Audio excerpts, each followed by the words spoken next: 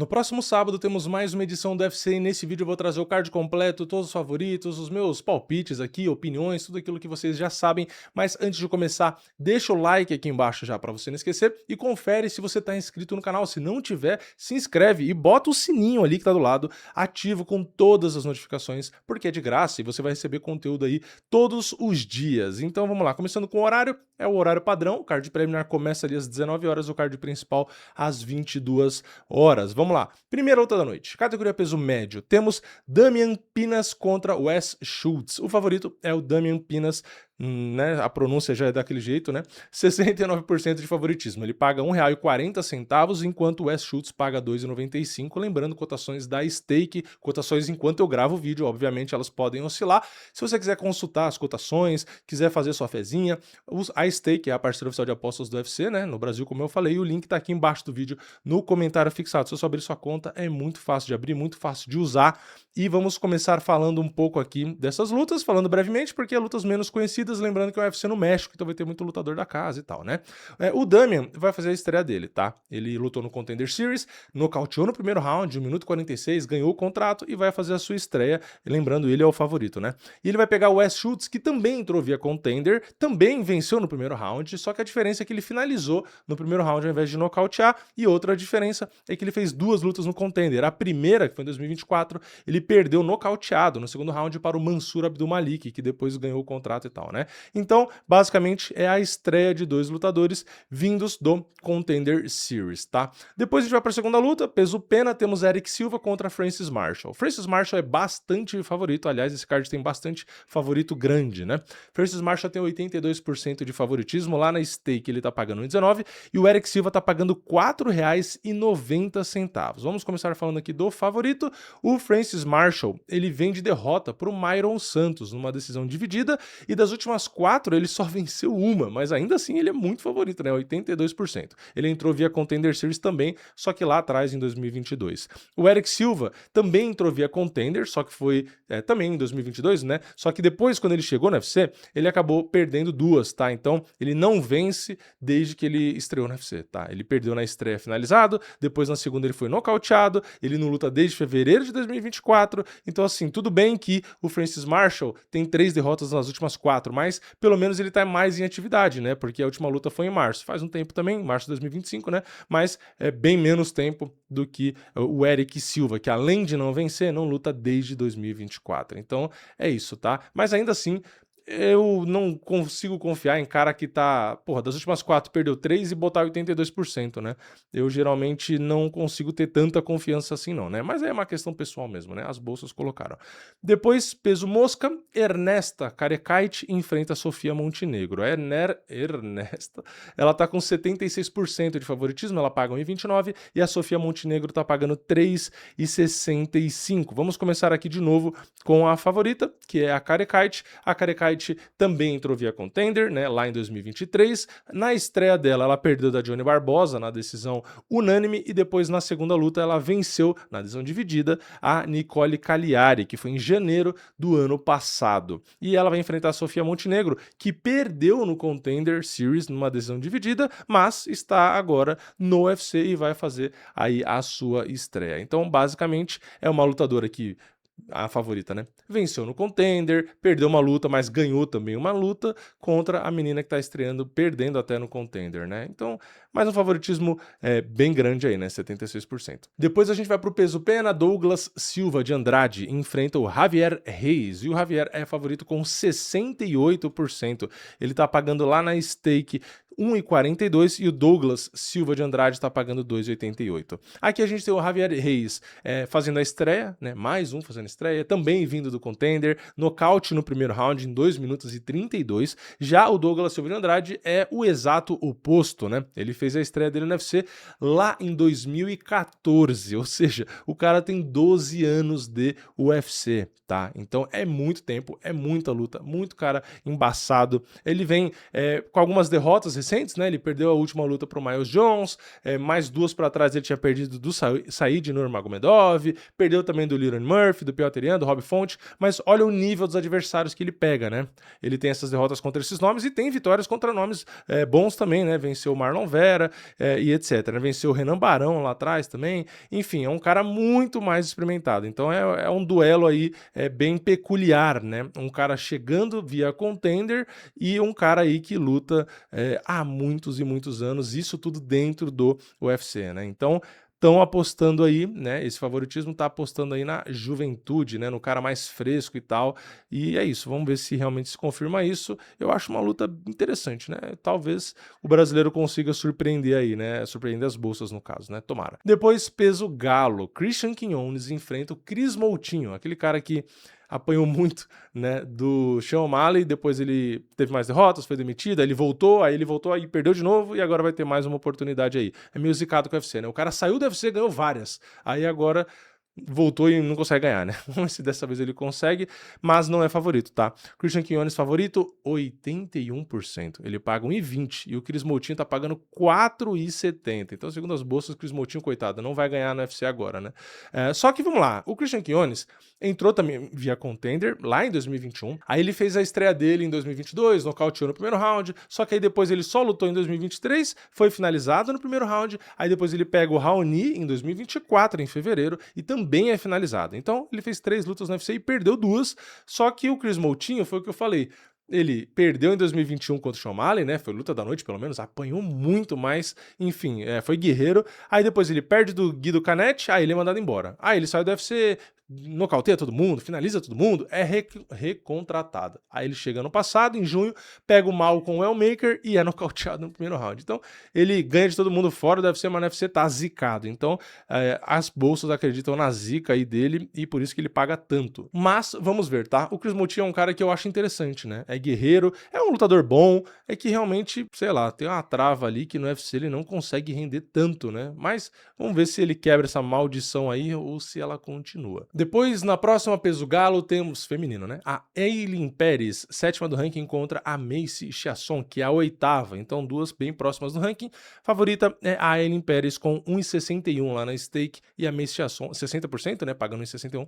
Macy Chiasson, 2,32. Então, aqui uma luta mais equilibrada, segundo as bolsas, tá? A Ailin Pérez perdeu só a estreia dela no UFC, depois ela venceu todas, né? Ela venceu a Ashley Evans-Smith na decisão unânime lá em 2023, venceu a Lúcia Pudilova também em 2023, aí venceu a Joseline Edwards, que ganhou ontem, né? Venceu também a Daria Zelezniakova por finalização no primeiro round, na última ela ganhou da Carol Rosa, então vem aí com seu estilo grappler, né? Bastante queda, bastante controle, às vezes dá uma cansadinha ali e tal, porque é um estilo cansativo, mas ela consegue ser bastante eficiente, né? Tem 10 quedas na luta contra a Ashley Evans-Smith, por exemplo, 6 quedas na Joseline Edwards, todas as adversárias que ela enfrentou, mesmo quando ela perdeu, ela conseguiu derrubar. Tá? Então ela é muito eficiente, ela tem bastante quedas tentadas, mas também tem uma precisão muito boa, né? 46%. Já a Macy Chiasson vinha bem, né? Tinha vencido 2 lutas, ganhado bônus e tudo, inclusive uma delas nocauteando a Mayra Bueno Silva, só que aí ela perde da Kathleen Vieira na decisão unânime e na última ela perdeu da Iana Santos, a Kunitskaya, né? Ex-Iana Kunitskaya. Então, é uma boa lutadora, mas deu alguns tropeços aí recentes, e aqui eu entendo, né, estar parelho, porque apesar de você ver a Ailin Pérez com uma sequência de vitórias e a Macy Chiasson vindo de derrotas e tal, a Macy Chiasson pegou nomes bem mais complicados, né? Tudo bem, a Ailin Pérez pegou a Carol Rosa, mas foi o melhor nome que ela pegou, né? Já a Macy Chiasson, ela pegou a Kathleen Vieira, né? Pegou a Chitara, pegou a Irene Aldana, pegou a Norma, inclusive ela venceu a Norma, tá? Só pra lembrar. Ela pegou a Raquel Pennington, então assim, de nome, ela acabou pegando nomes mais difíceis, né? Então, é natural, por isso que é tão parelho, inclusive, tá? Inclusive, aqui já vou dar meu primeiro palpite e eu já vou começar indo de azarão, tá? Eu Acredito que a Mei Chiasson tem jogo para vencer a Aileen Pérez, né? A Aileen Pérez pode fazer realmente seu jogo de grappling ali, tenta uma queda ou outra, mas a Mei Chiasson não acho besta na luta agarrada, tá? Eu acho que ela se vira bem. Acho que a Aileen Pérez tem esse risco de cansar e a Mei Chiasson é boa para atacar, né? Tem um striking legal, é agressiva, ela é autona ali, então ela sabe usar razoavelmente bem as suas vantagens. Enfim, eu acredito que a Mei Chiasson pode surpreender aqui, tá? Então eu faria o favoritismo inverso, né? Eu faria 60-40 para a Mei Chiasson, mesmo, de novo, achando o jogo da Aileen Pérez não muito legal, mas eficiente, tá? Mas, sei lá, eu vou de zebra nessa. Depois, peso médio, temos José Medina contra Ryan, né? Ryan Gandra. E o Gandra tem 83% de favoritismo. Ele paga R$ 1,18 e o Medina tá pagando R$ 5,10. É bastante coisa, né? O Gandra, que é o favorito, vai fazer a estreia dele. Pois é, o cara estreia com 83% de favoritismo. Ele venceu no Contender, nocauteou em 2 minutos e 51, isso foi em agosto agora do ano passado, então é isso, né, tem o peso da estreia. E o Medina, né, por que existe esse favoritismo, já que o cara tá chegando via Contender nem lutou no UFC? Porque o Medina tá complicado, né? Ele entrou via Contender, mas com uma derrota, né? Foi uma decisão unânime e tal, mas lutou bem, aí beleza, contrataram. Só que ele estreou no UFC, aí ele perde na decisão unânime pro Zach Reese, aí em 2025, né, em março, ele é nocauteado no primeiro round pro Ateba Gautier, depois ele pega o Dusko Todorovic e é finalizado. Ou seja, o cara perdeu no Contender, entrou pro UFC e perdeu 3 seguidas. Então, é a luta de vida ou morte pra ele, tá? Por isso que ele é bem azarão, porque o cara realmente não ganha faz muito tempo. E o Gandra é aquilo, entrou nocauteando logo no primeiro round. Então, por isso esse favoritismo grande, mas aqui, nem vou dizer que não deveria ser favorito e tal, não é isso, né? Mas a questão aqui, que torna interessante a luta, no caso, é que o Medina, ele ou ganha, né? Ele não tem muita opção. Então, assim, é aquilo, quando o animal tá acuado, aí que ele é mais perigoso. Então, no caso aqui, o Medina tá no tudo ou nada, né? Beleza, vai falar, não, mas aí é muita pressão pra ele. Mas, cara, ele perder já é o esperado, né? Olha como tá nas bolsas, né? Então, assim, o cara literalmente luta pelo emprego dele aqui. Se ele perder, já era. Então, eu acho que isso torna a luta interessante, né? Um cara realmente com favoritismo muito grande, mas o outro cara ali que, filho, ou ele ganha ou já era, né? Então, vamos ver a postura dele, né? Porque às vezes também o cara tá nessa situação e o cara parece que tá nem aí, né? Luta de qualquer jeito e dane-se. Vamos lá, card principal, peso galo. Temos o Angel Pacheco contra o Santiago Luna. E o favorito é o Santiago com 81%. Ele paga 1,21 e o Pacheco 4,50. Meu amigo, né? Favoritismo gigante do Luna, que é um bom lutador, né? Ele fez a estreia dele em setembro do ano passado, quando ele nocauteou no primeiro round o Quang Li e inclusive ganhou bônus de performance. Já o Angel Pacheco perdeu no Contender, foi contratado, mas mais um, né? O card tá cheio de cara que perdeu no Contender e foi contratado, ou mesmo que venceu, né? Vários caras aí do Contender, né? Inclusive vários cards recentes, né? Até a maioria, às vezes, dos caras são do Contender, né?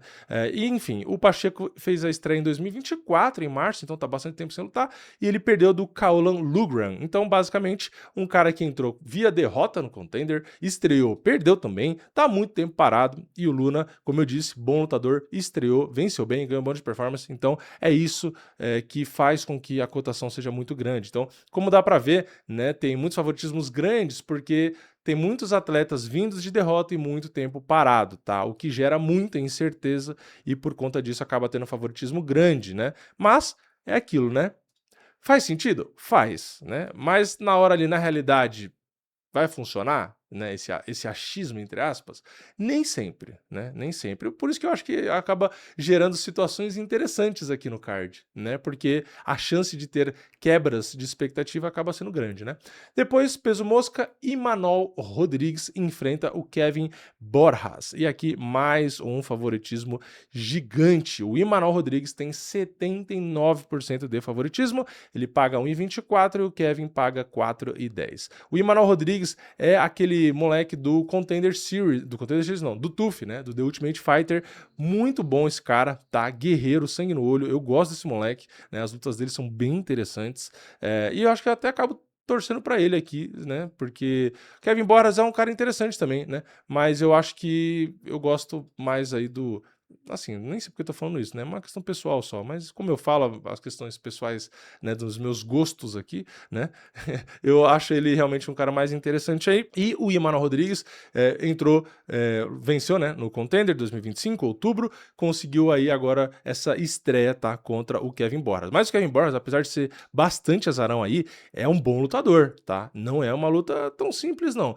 Só que é aquilo, né? Ele entrou via Contender também, só que ele perdeu duas, né? Logo as duas primeiras ele acabou sendo derrotado, aí ele ganha do Ronaldo Rodrigues, aí ele perdeu a última pro Sumo da Erge. Mas, cara, sinceramente, o Kevin Borjas, cara, ele é melhor do que esse retrospecto dele, tá? Então, assim, o que eu tô querendo dizer? Que o retrospecto engana um pouco, né? Você vai olhar essa quantidade, 4 lutas no UFC e perdeu 3, luta moleza. Não, beleza, eu acho que o Emmanuel é favorito, como eu falei, né? Acho ele favorito, acho ele melhor, gosto dele também, é legal de assistir, muito guerreiro e tal. Acho que ele vai ganhar, só que a única coisa que eu tô falando é que o Kevin Borjas, ele é um melhor lutador do que você olhar o cartel, só bater o cartel e ver o vermelhinho, tá? Então, eu acho uma luta legal, mas realmente eu concordo com as bolsas, né? Eu acho que o Borjas não vence a luta, só estou dizendo que eu acho ele um bom lutador, mesmo tendo resultados que não parecem de um bom lutador, tá? Acho que ficou claro o que eu falei, né?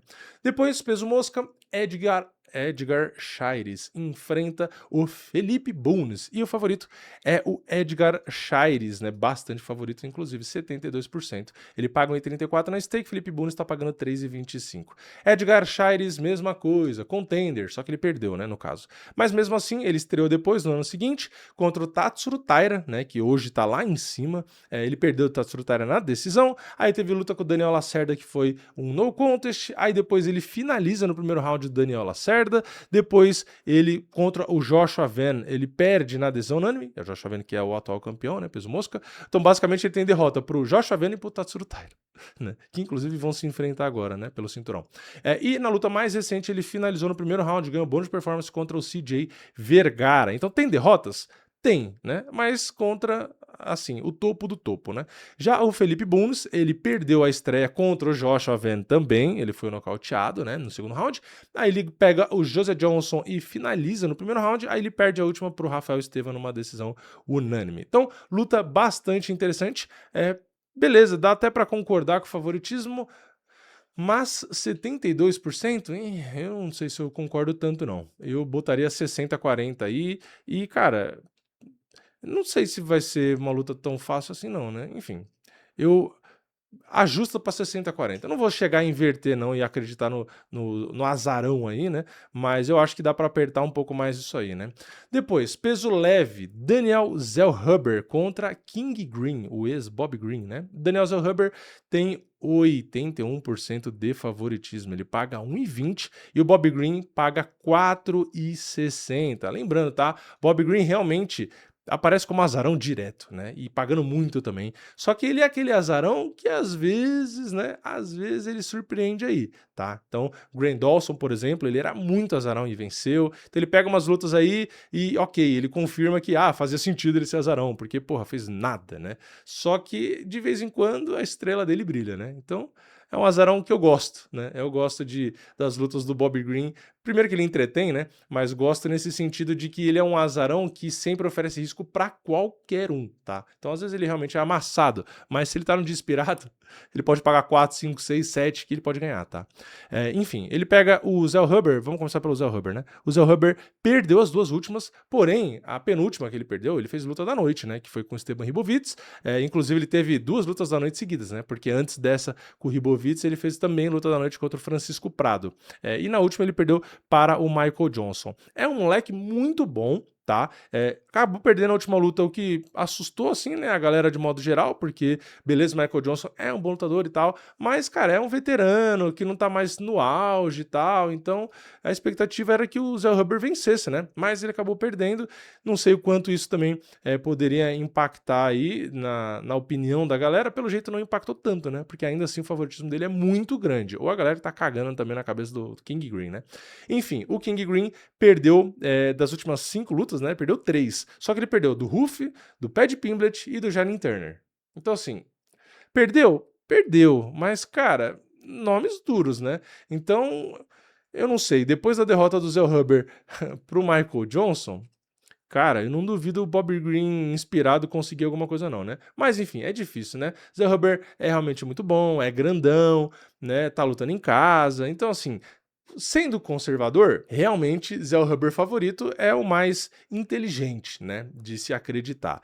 E é o que eu vou dar de palpite, tá? Vou botar palpite Zell Huber também, vou acreditar no normal, no racional, tá? Mas se eu fosse escolher o azarão do card, eu escolhia realmente o King Green, porque foi o que eu falei. Eu gosto dele de azarão, né? Ele de azarão, eu gosto do Salikov de azarão, que são caras assim que beleza, vai perder realmente várias quando eles são azarões, mas são os caras que são azarões que se tiver no dia bom ali, vai dar ruim pro grande favorito que tiver contra, né?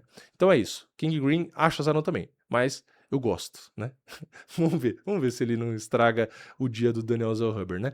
Depois, na penúltima peso galo, temos ali o David Martinez, 10º do ranking, contra o Marlon Vera, que é o 9º. O favorito é o David Martinez, ele tá com 71%, pagando 1,36, o Marlon Vera 3,15. O David Martinez entrou via contender, depois ele estreou no UFC, né, contra o Simon Oliveira, nocauteou no primeiro round, ganhou um bônus de performance, aí ele pega o Rob Font e ganha na decisão. Então, vem com um cartel muito interessante, é bem novo, né, e vem aí realmente, cara, lutando muito bem, tá? Tô gostando bastante desse cara lutando, é muito rápido, né? O cara bate assim pra machucar, luta de maneira muito inteligente. É um dos nomes recentes aí, né, que eu mais tô gostando, assim, tá? Que eu vejo mais qualidade aí, principalmente se a gente for limitar aos atletas mexicanos, tá? Eu realmente tô gostando bastante desse cara.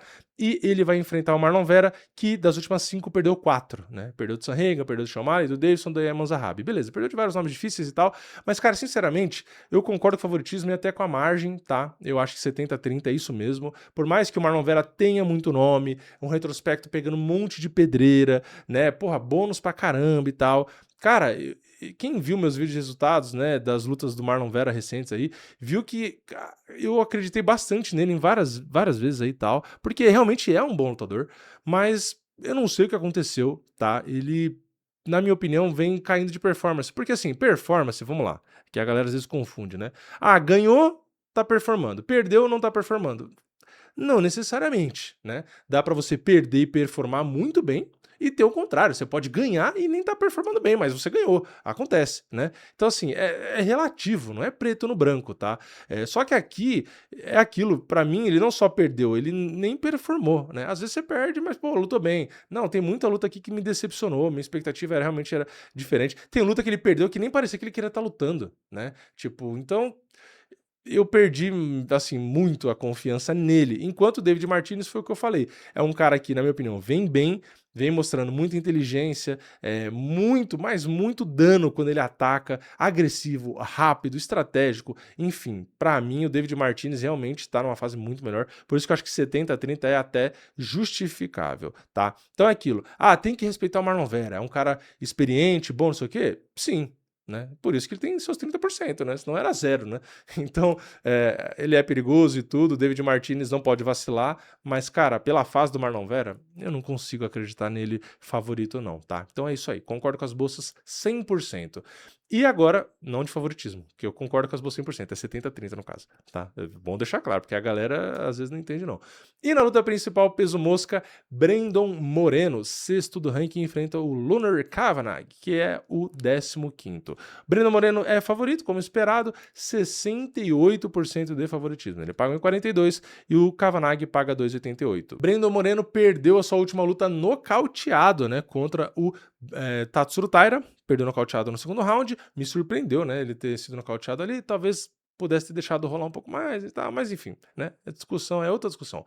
Antes disso, ele tinha ganhado do Steve Erceg e também do Amir Albazi, tá? E aí, se a gente for completar esse retrospecto de 5 lutas, ele tinha perdido na decisão dividida do Brandon Royval e perdido pro Pantoja numa decisão dividida, sendo inclusive luta da noite, luta que valia cinturão lá e tal, né?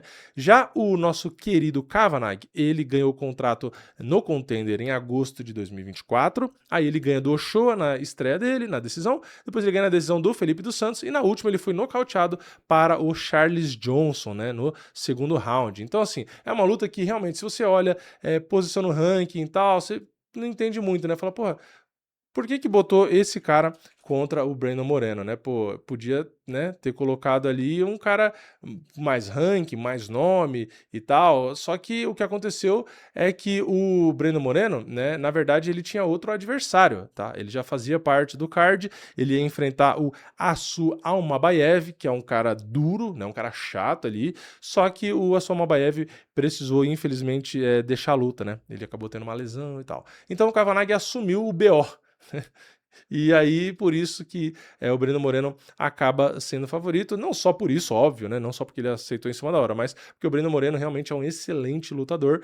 O Kavanagh, ele tem quedas ali no seu jogo, né? Contra o Felipe, por exemplo, ele derrubou 4 vezes, tem volume de golpe ali e tal. É um bom lutador, né? É um bom lutador, tem uma boa defesa de queda, tem uma boa defesa ali também na trocação, tem uma média de finalizações também interessante, mas assim, estatísticas de poucas lutas, né? Já o Breno Moreno é ex-campeão, né? Tem um retrospecto muito grande, pegando os caras da elite, né? Tem boa defesa de quedas também, tem uma excelente defesa na trocação, né? 60% é um número muito bom, tem seu volume de golpe, tem a sua experiência em lutas de 5 rounds, enfim, né? Vamos ver como ele vem depois de ter sido nocauteado ali, né? Uma derrota que realmente às vezes pese, mas é um moleque muito experiente, né? Então, eu aqui concordo com as bolsas e acho que até com a proporção, tá?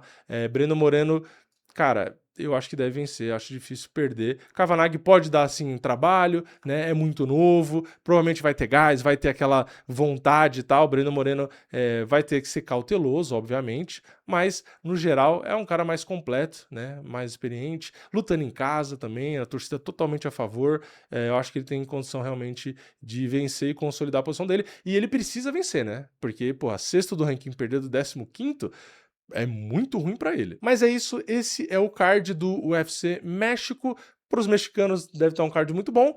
Pra gente aqui, cara, eu espero um card 6 ali, tá? Talvez 7, porque a galera mexicana realmente, geralmente, né, gosta de ir pra guerra, de ser agressivo, de andar pra frente, não desiste e tal. Então, por isso que eu puxo, talvez até pra um 7, mesmo não tendo tantos nomes conhecidos, tá? Porque o mexicano geralmente entrega, né? Não são todos, né? Mas geralmente a torcida entrega, os lutadores ali têm raça e tal. Então, por isso que eu acho que, mesmo não sendo UFC numerado e tendo vários nomes ali mais ou menos, nomes até que quem tem mais nome, né, não tá num momento bom, né? Muitos caras que do contender ali que vem de derrota. Então, assim, se olha o retrospecto geral e nome e tal, não chama tanta atenção o card, né? Mas foi o que eu falei. Se a gente confia no público mexicano e também nos lutadores, que geralmente são raçudos e tal, tem potencial para ser um card bom sim. Por isso que eu acho que pode até ser um card nota 7 aí, tá? Então é isso. Comenta aqui embaixo a sua opinião. Não esquece de deixar o like no vídeo, se inscrever, né? E eu vejo vocês na próxima. É nóis, valeu, falou!